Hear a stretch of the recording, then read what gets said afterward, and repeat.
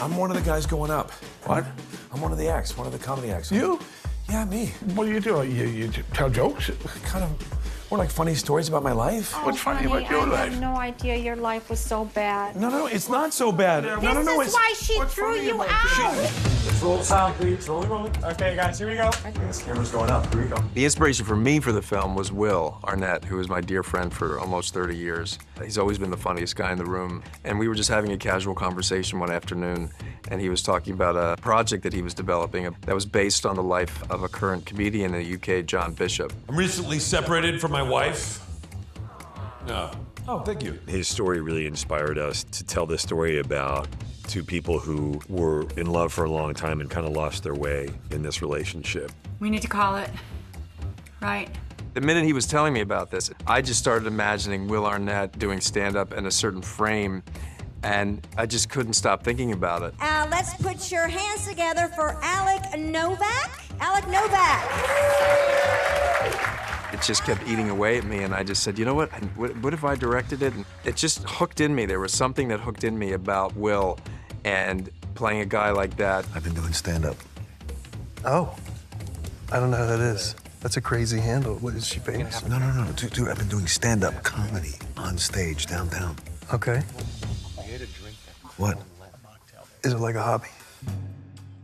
Once we started working on this in earnest and got to pre-production, talking about the things that Bradley wanted to do, when he started doing revisions on the script and writing new scenes and talking about the way that he saw the film, what his vision was cinematically, it was like opening up a whole new world for me. I think I'm getting a divorce. What tipped me off was that I'm living in an apartment on my own. Yeah. I was so thrilled to read something hopeful that holds as much irreverence and complication and mess as any true, deep story. I mean, it's beautiful.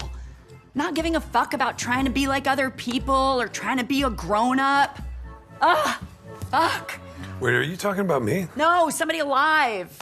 A lot of these stories that deal with divorce or deal with marriage can always be very adversarial. There's like the obvious villain. But this movie is so authentic and grounded, and it's really sweet. Are you okay? I'll be okay. I'll be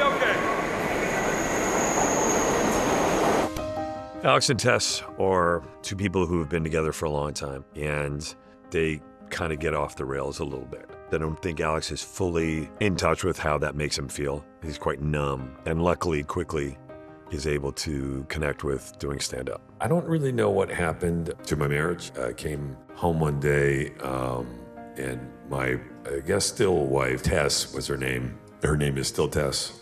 I'll probably let her keep that in the divorce.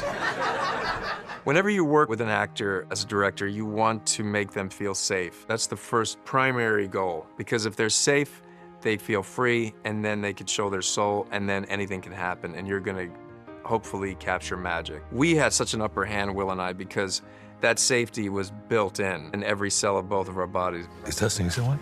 No. I mean, is she open to it? I wouldn't know. I don't think so. But is she? Yeah, maybe. The first word that comes to mind about what Will is bringing to this role is authenticity and belief in what he's doing, belief in all of our work, and belief in the story and what he put to paper.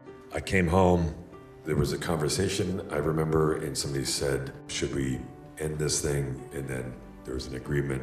I'm pretty sure she said, this is what she meant about not paying attention. I admire his audacity as an actor. There's one scene in the movie, the vampire scene, where he comes from a fight. It was all real. We didn't do many takes ever, and he goes on stage. There's no action, there's no cut. I'm right there with him. So it's as real as it could possibly be. Relationships suck. Like, if you are in a relationship with somebody, they are literally trying to suck the fucking life out of you. And to watch him be that naked in his emotions and willing to reveal that to not only the camera, but to everybody that was actually there was very inspiring for me, just to bear witness. Well, I don't want it. I don't want to be a fucking vampire. When I saw the movie more as a relationship film, it was all about a worthy adversary that Will could walk into this realm and just be in the octagon with somebody that is formidable. You can upset me. and I can upset you, right? That's what happens in a relationship. Laura is just a force of nature. When Laura agreed to jump aboard this ship with us, I knew that we were so blessed to have her come and join us and be part of it. Forget who Bradley is as a filmmaker. The fact that we're so close and he asked me to do this, it's not just what he knows about me as an actor, it's that there was an aspect to Tess that he wanted to explore. You got this. She is a gift to this craft, and this is something that I say to her often. It was amazing to just be on set and to watch these two bring themselves to these characters and then discover nuances and new things about these people and themselves. Oh, hey. Hey, what are you doing up? Are you guys fighting? No. Laura brings so much life and depth to Tess and really helps bring it into focus. I'm one of those people, when I see an interview with an actor and they refer to themselves as artists, makes me want to gag a little bit, but she is just that. There's no way around it. There are many times where I'd be on set with both of them and I just watching them really take that leap that really makes you really realize why you want to do this in the first place. You took one? Fuck yeah.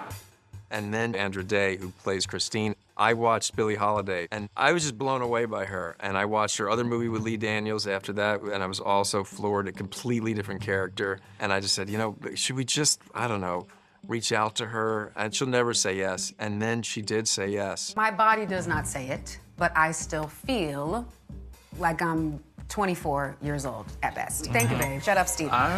Andra and I met several years ago, and she's got ferocity, honesty, no bullshit, and real sisterhood. Like, she's got me. She's got my back. She's amazing. You have done other amazing things. Like being a mother. That Sean Hayes and his husband, Scotty, played the third leg of the triumvirate of this friend circle was ideal casting. I don't think I could think of better people than all of them. Kieran Hines coming to play my dad, unbelievable. Christine Ebersol as my mom, amazing. Doing this makes me feel good. It helps. How does it help to have a room full of people laughing at you? That certainly makes the whole process that much richer when you have all this incredible talent pulling in the same way. God, I'd love to know what this process is. No, it's hard. That's good. I like that. That's great. Every step along this process has been, for me, a real learning experience. And I get to learn from arguably one of the great directors that we have in Bradley. And when you look at the door, it's camera left, Tess. Yeah. I have been in the editing room with him, and I have seen multiple cuts of both his other films. So I've really watched him as a filmmaker, as a friend. So it's just been amazing to come into this already knowing the meticulous powerhouse that he is. I can now, because you're here, I can come in as deep as you want. Yeah. You know what I mean? Yeah. Let's work that out now. He has such a sort of vivid cinematic imagination, and he understands exactly at all times where we are at and what the story needs to be, but also leaving room for whatever happens on the day to let that inform and let the movie kind of tell us what it wants to be as well. There should be like a feeling of people watching this magic show. It wasn't just that he was directing, it was that he was operating the camera, and he is an actor, and he is my scene partner and plays my husband. Oh my God. Oh my God. Are you all right? You all right? Oh my God. Are you okay? Oh, the God, rug. what the absolute sorry, the fuck? It just was one of those things where I felt like it's going to be an autonomous lens, meaning that it can move on its own. It has a personality. If you could land sort of here, so he's surrounded. And I just felt like the best way would be for me to operate as well. And because it's a 40mm lens, in order to do a close-up, you'd physically very close. It all came from that one composition of him doing stand-up, which is the first time we see, besides that initial shot, him full on. Yo, I like that. The more head on, the better. There was never action. You never heard the word action when we were on set. He would just start talking, and then maybe he'd call somebody's name. And so it all felt like it flowed very organically. It felt very, very intimate. I'm not the reason you're not coming to Oyster Bay, am I? Oh God, no, not at all. I mean, because we can all go. It doesn't have to be awkward, right? No, you mean like it is now? Oh, dude, this is great. The key to it in this exploration for me was this stand-up comedy element and the culture about stand-up comedy that helped inform the tone of the movie, bending comedically. What I like about you is you're so innocent. You're not naive, you're innocent. And that's why it works. So that's good. It comes out of your head, you put it on a piece of paper, and you get up there. It's like therapy. There's really a community that's very supportive. And I thought, oh, what a great place for him to fall into this public confessional place, but also surrounded by a culture of people that are going to support him. You are good. I mean, you're bad at stand-up, but you're good. You have a good heart. You seem like a pure, like I believe you that you just found this thing and now you're in love with stand-up. There's something really magical about the Cellar. It's a place in downtown Manhattan, and it's a culture, and it's a whole ecosystem. You know what's really hot? Dad bods. You kidding me? We're on a roll. It's like we're playing with house money now. What else can we get away with?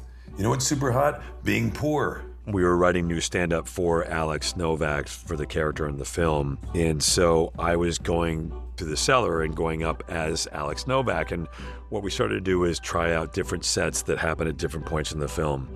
The first time he goes up, he doesn't know what he's doing at all. He's quite stuttery. And then progressively gets better. So we would do various points of the film and mix it up. So anyway, it was kind of surreal going up as Alex Novak, getting introduced. And the first time I went up and I said, I'm not having a nervous breakdown. This is not an Andy Kaufman thing that hopefully a little while from now, this will make sense. boy, this is starting to actually get good, and now my time is up. This is so awesome. Take two, Mark. To me, Alex doesn't reinvent himself. Alex chooses to explore himself in a different way. So I'm the only one who doesn't know you do this? Actually, tonight was kind of a big night. I don't know why I never told you. I haven't even really told myself that it's becoming a thing, you know? And I think it's more about making sure, as you get older, not to stagnate. And we find him in a moment in his life where there's a breakup. So a change has to occur, and he just has the benefit of falling into an environment where that change can actually be growth and not stagnation. The movie has many themes in it, one of them being grace. Grace with ourselves and grace with each other. I was unhappy in our marriage. I wasn't unhappy with our marriage. That theme resonates so deeply because every day I feel like it's teaching me to try to be a little braver. All I know is we made a couple wonderful boys. The ultimate exploration of the film is the grace that we have to give each other in this human plight called life. What do I say? My name's Alex. Thank you for clicking on our video, everybody. If you like what you saw here, please make sure you like the video and subscribe and share with your friends who like this sort of content. Joblo remains an independent company, and we appreciate all of your support.